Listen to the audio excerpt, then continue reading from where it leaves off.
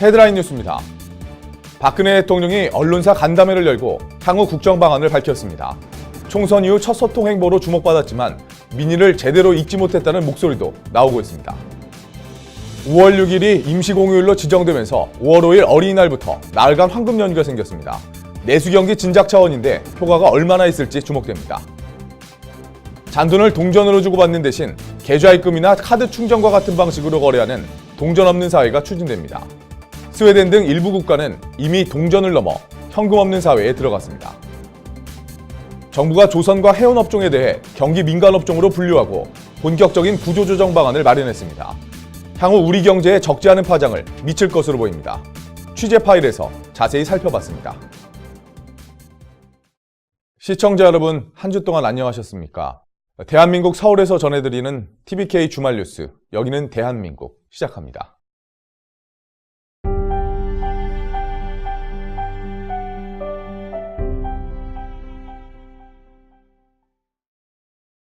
첫 번째 소식입니다. 박근혜 대통령이 중앙 언론사에 편집 보도국장을 청와대로 초청해 간담회를 가졌습니다. 취임 첫 해인 2013년 이후 3년 만에 열렸는데요. 이번 언론사 간담회에서 박 대통령은 앞으로 남은 임기 동안 국정 운영 방안에 대해 설명했습니다. 전혁수 기자입니다. 취임 이후 두 번째 열린 언론인과의 직접 소통 자리에서 박근혜 대통령은 4.13 총선에 나타난 국민의 뜻은 변화와 개혁이라고 밝혔습니다. 남은 그 임기 기간 동안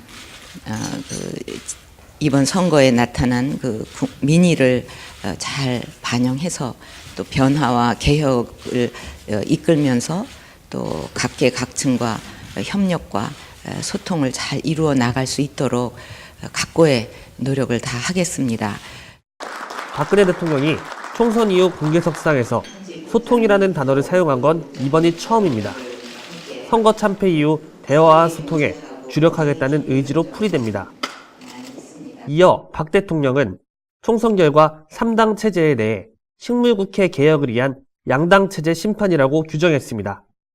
정치권에서 일고 있는 총선 책임론에 대해 인정하지 않겠다는 입장이어서 논란이 예상됩니다. 박 대통령은 총선에서 나타난 민의를 받들기 위해 민생 살리기에 집중하고 국회와 협력하겠다는 뜻을 전했습니다. 이를 위해 다음 달 이란 방문을 마친 후 빠른 시일 내에 3당 대표를 만나겠다는 계획을 내놓았습니다. 3당 대표와의 만남 정례화도 긍정적으로 검토하겠다고 말했습니다. 다만 개헌이나 국면 전환용 개각은 경제나 안보 위기를 거론하며 어렵다는 뜻을 분명히 했습니다. 또한 우리 경제에 대해서는 대외적인 어려움을 겪고 있다고 진단했습니다. 세계 경제가 이렇게 침체 상태가 계속 이렇게 지속적으로 나가니까 또 우리가 아무리 애를 써도 또 우리 경제도 같이 어려움을 겪을 수밖에 없고, 우리 경제의 위기를 극복하기 위해서는 미래 성장 동력을 확보하는 정책을 추진하겠다고 강조했습니다. 특히 총선에서 새누리당의 공약이었던 한국형 양적 완화에 대해 찬성한다는 견해를 내비쳤습니다. 간담회 이후 여야의 반응은 엇갈렸습니다. 더불어민주당은 불통의 리더십을 확인했다며 비판했고, 국민의당은 여야정 협의의 필요성을 인식한 것은 다행이라고 말했습니다. 새누리당은 대통령의 발언을 적극 환영한다는 공식 입장을 내놨지만 민의를 제대로 읽지 못했다는 의견도 나오고 있습니다. TBK 뉴스 전혁수입니다. 정부가 다음 달 6일을 임시 공휴일로 지정했습니다. 그로 인해 어린이날에서 일요일인 어버이날까지 총 4일간의 황금 연휴가 주어지는데요. 정부는 이 기간 동안 내수 활성화를 기대하고 있습니다. 진용준 기자입니다. 올해 1분기 경제 성장률은 0.4%, 지난해 메르스 사태 때와 비슷한 수준으로 추락했습니다. 민간 소비는 지난해 4분기보다 5천억 원이 감소했습니다. 세계 경제의 불확실성이 이어지면서 정부는 수출 회복을 기대하기 어렵다고 보고 내수를 살리는 데 안간힘을 쓰고 있습니다. 이를 위해 다음 달 징검다리 휴일을 임시 공휴일로 지정했습니다. 다음 주 목요일은 어린이날, 금요일인 6일 하루를 쉬게 되면 나흘간의 황금 연휴가 생깁니다. 정부는 대한상공회의소의 건의에 따라 5월 6일을 임시 공휴일로 지정하는 방안을 국무회의를 거쳐 확정했습니다. 정부 수립 후 지금까지 임시 공휴일은 모두 3번, 첫 번째는 서울올림픽 개막일인 1988년 9월 17일이었고 2002년 7월 1일은 월드컵 4강을 기념하기 위한 임시 공휴일이었습니다. 그리고 지난해 8월 14일 광복 70주년을 기념과 함께 메르스 여파로 위축됐던 내수 경제를 살리자는 뜻에서 임시 공휴일이 지정됐습니다. 지난해 임시 공휴일 연휴 기간 동안 대형마트의 매출액은 25.6%, 면세점 16.5%, 백화점은 6.8% 늘었습니다. 해당 기간 고속도로 차량 통행량은 명절 수준에 이르렀습니다. 지난해 연휴 동안 내수 진작 효과가 총 1조 3천억 원에 이르렀다는 조사 결과도 나왔습니다. 올해 임시 공휴일의 내수 진작 효과는 지난해보다 클 것으로 예상됩니다. 전국 대다수 학교가 6일을 재량 휴업으로 지정한 데다 정부가 다음 달 1일부터 14일까지 여행 주간으로 정하고 봄여행 장려에 나섰기 때문입니다. 봄여행 주간 동안에는 관광시설, 숙박, 음식점 등 전국 12,000여 개 여행 관련 업체들이 할인 행사를 열 예정인 것으로 알려졌습니다. 다만 임시 공휴일은 강제성이 없는 만큼 공무원이나 대기업 정규직과는 달리 중소기업은 쉬지 않는 곳도 많습니다. 실제로 지난해 8월 14일 임시 공휴일에 정상 근무한 노동자는 61%에 달했습니다. 게다가 어차피 쓸 돈을 미리 당겨 쓰는 것이기 때문에 전체적인 소비 진작 효과가 있다고 보기 어렵다는 비판도 나오고 있습니다. TVK 뉴스 진용주입니다. 한국은행이 동전 없는 사회를 만들기 위한 본격적인 행보에 나섰습니다. 동전 사용에 따른 사회적 비용을 줄이고 국민 불편을 해소하는 것을 목적으로 2020년까지 한은은 공동 연구를 통해 동전 없는 사회의 도입 방안을 확정할 예정입니다. 박동성 기자가 보도합니다. 한국은행은 2015년도 지급결제 보고서를 통해 향후 추진 과제로 동전 없는 사회의 가능성을 연구하겠다고 밝혔습니다. 동전을 완전히 없애는 게 아니라 거스름돈 등 소액의 동전을 카드에 충전하거나 계좌 이체하는 방식으로 동전 사용을 최소화하겠다는 겁니다.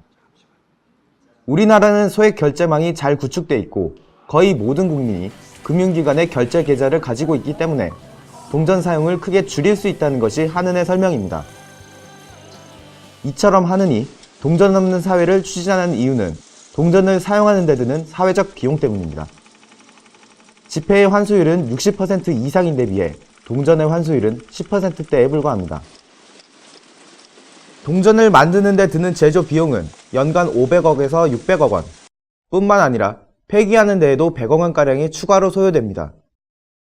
이런 가운데 신용카드 소액 결제 사용이 보편화되면서 신용카드 이용 비중은 현금 사용을 추월했습니다.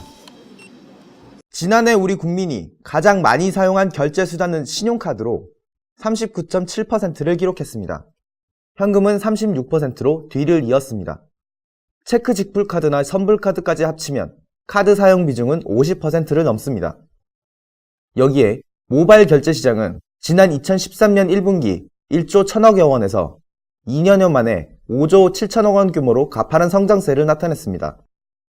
이미 스웨덴 등 유럽 일부 국가는 동전 없는 사회를 넘어 현금 없는 사회를 목표로 현금 사용을 제한하고 있습니다. Jättebra. Dels ur rånsynpunkt och sen vet jag inte hur det påverkar i övrigt. 현재 스웨덴의 현금 사용률은 10%에 불과합니다. 아이들의 용돈도 직불카드로 주고받습니다. IT 기술의 발전으로 결제 수단이 변화하는 데다 금융거래의 투명성을 위해 동전 없는 사회를 넘어 현금 없는 사회는 점점 더 현실로 다가올 전망입니다.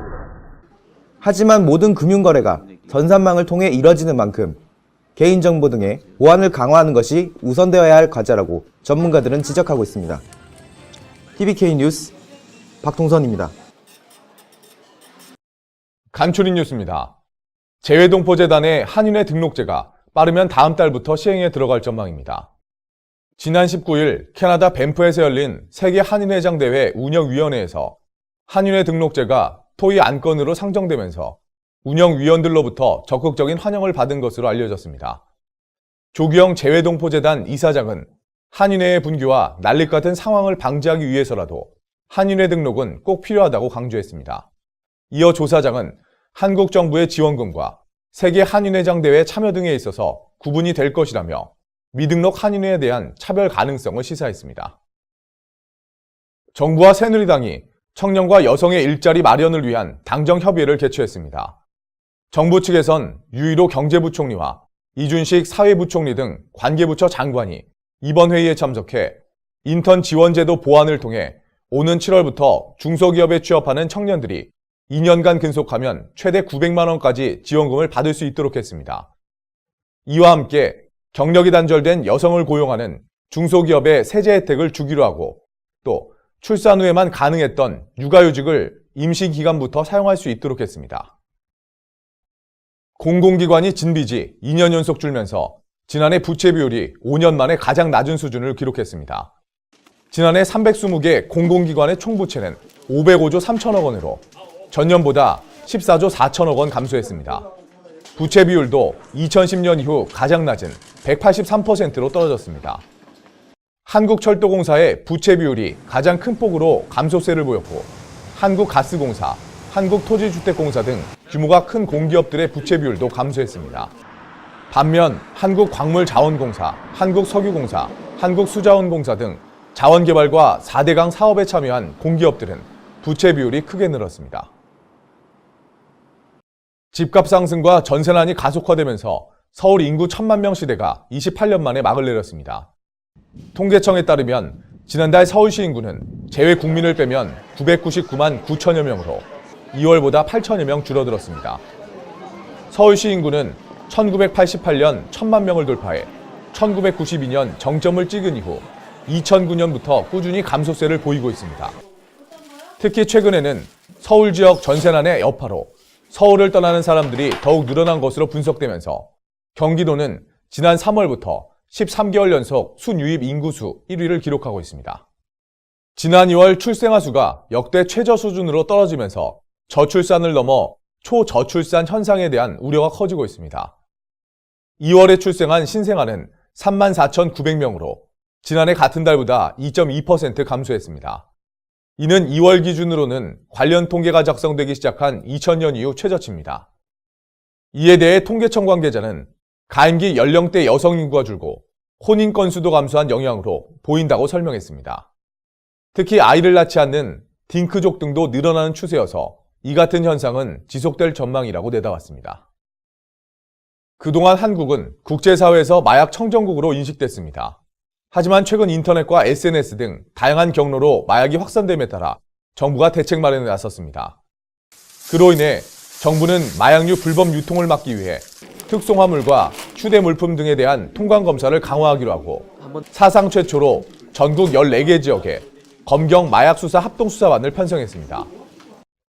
또 인터넷을 통한 마약류 광고나 제조 방법 공유 등도 처벌할 수 있도록 관련 법률을 개정하는 등 마약 범죄를 뿌리 뽑는다는 계획입니다.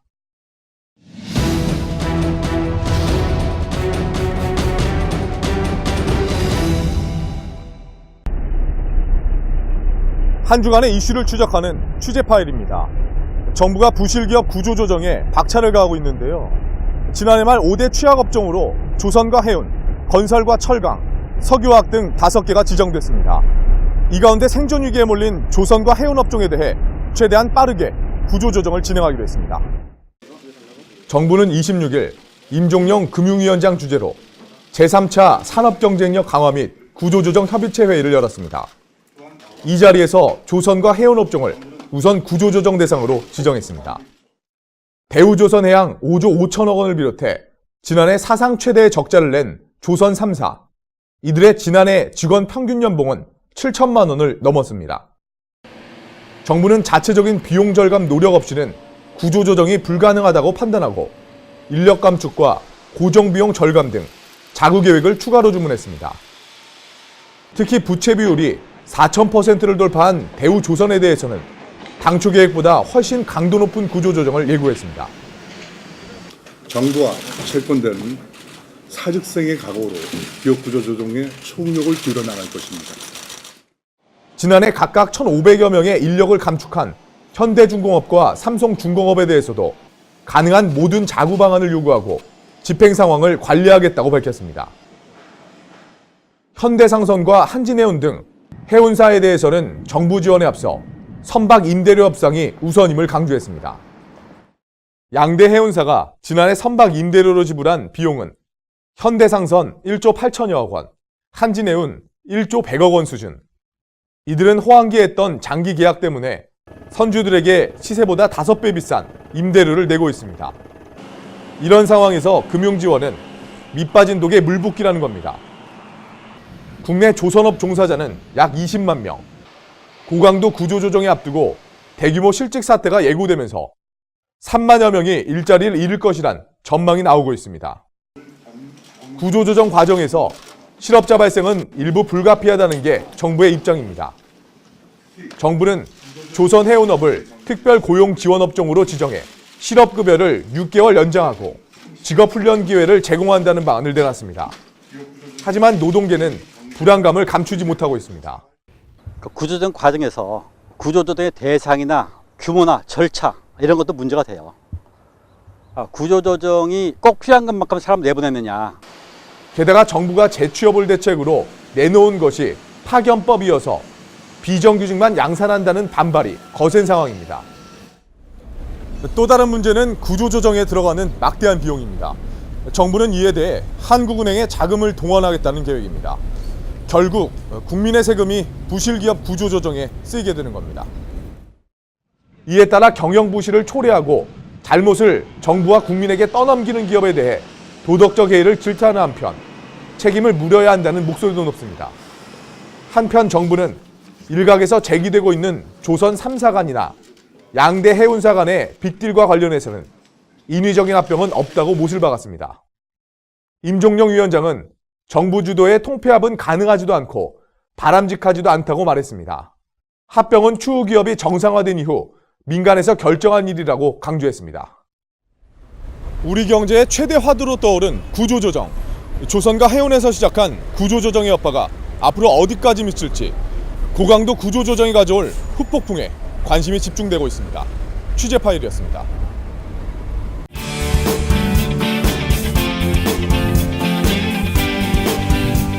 한 주간의 대한민국 연예계 소식을 모아보는 위클리 K스타입니다. 최근 제2의 전성기를 맡고 있는 개그맨 윤정수 씨가 제도전 홍보대사가 됐습니다. 미래창조과학부와 금융기관이 실시하는 제도전 인식개선 사업의 홍보대사로 윤정수 씨가 위촉된 겁니다. 윤 씨는 90년대 후반부터 2000년대 초까지 왕성한 방송활동을 펼치는 동시에 요식업을 통해 연 50억 원대 매출의 사업가로 성공했는데요.